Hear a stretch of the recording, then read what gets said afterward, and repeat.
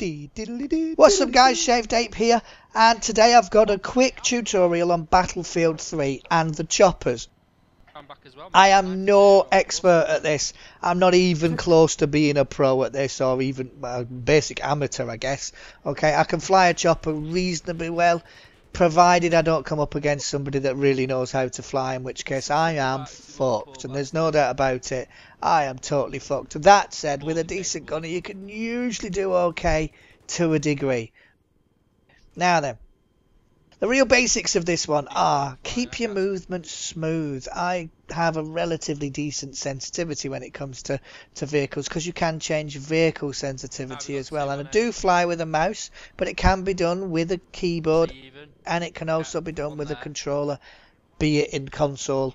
Obviously you'll play with a controller, but on PC you can also play with a controller if you get the attachment, the adapters or whatever that you need. Okay, I've done both. I've done controller on PC and I've done keyboard and I've done mouse, and for me mouse and keyboard work best together, so that's what I do. Now you just saw me take someone out with a rocket, so I'm going to quickly talk about those. To switch between the two primary weapons as the pilot in this case, you press F and that will give you either your rockets or whatever other loadout you've got, assuming you've unlocked some. You do need to unlock certain things, so I've got anti-air unlocked, so I would use that if I want to take on a jet that's coming after me, for example. Now I've also got the option to load out flares or ECM jammer. Flares seem to work relatively well. ECM jammer, I know there was a big problem with ECM, so I don't really know too much about them, other than that sometimes they work, sometimes they don't. Basically, to deploy your flares, if somebody's locked onto you, and you will know because it'll say lock on screen. There you go, it says lock on screen, and you'll hear a beep beep beep beep beep beep beep as you're getting locked. Then you press X, and I think we are about to go down here because I think we got hit anyway. Yeah, there we go, we went down anyway. Oh, it was a havoc.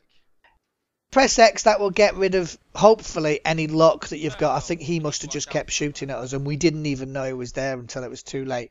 So yeah, if you need to get a lock off, pressing X, but only when you hear the really fast bleeping. The continuous tone is telling you that you're getting locked, but not that you are locked and have been fired on. Wait for the bleeps before you launch that ECM or the flares. And actually, if you look in the distance there, you saw the jet fire his flares, so you get the idea.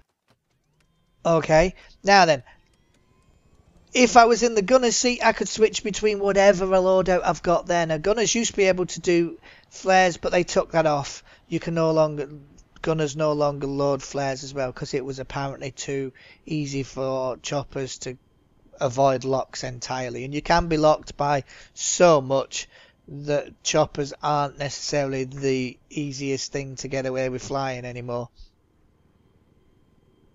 What else can I tell you about them?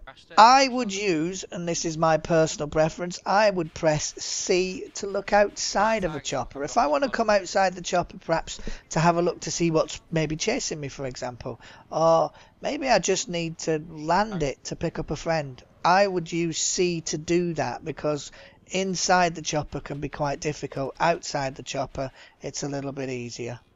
Okay, so I'll use C for that. I'll deal with E to exit. Should you be going down, press E and then you'll go down, and at least you can jump out and then press space to parachute down. Okay, so if you know you're fucked, you may as well bail. You know, look, there you go, someone just did. Yeah, he bailed because he knew his chopper was fucked, and now I'm going to try and shoot him because he tried to fly his jet into me and was shooting at me as well, so I'm going to try and find the fucker and kill him. But yeah, that's another story. This is just me trying to get revenge, and so I'm going to launch rockets and everything I can at him. Okay, and then I've spotted another jet go down over there to the right, so I'm going after that one because I know there's someone over there. Spamming Q will, of course, as you just saw, light up the little fuckers that might be on the ground, and of course that gives you something to aim for. So I'm going to try and shoot him before he gets to his jet. Okay, and weirdly I couldn't get at him, but You get the point, okay? So you know at least how to. Now a quick turn, and I will lean to turn rather than just try and turn. If I just try and turn, the engine will strain and it doesn't turn quite as easily or quickly as if you tilt using the mouse or whatever it is that you're using. Okay, so there's a tip for you too. Not a lot more to say on these things. As I say, I'm no great pilot, so I can't go, oh, look at me, look how great I am flying. You know, I do all right. But as I say, you know, as I've already said, I will probably get my arse kicked by a half decent pilot. I'm having a go at a tank here, and yeah, I can take out tanks and shit so long as I don't stay in one place too often. And that's probably the key to choppers, is to try and move around, but don't stay in one place too long, because you'll get locked and then someone will shoot you out of the sky. Okay, so hopefully you've enjoyed this video. Hopefully it will help you get a better grip of choppers, and if it does, great. So I'll see you all in the next one. Thank you very much for watching. This has been me saying ShavedApe, signing out.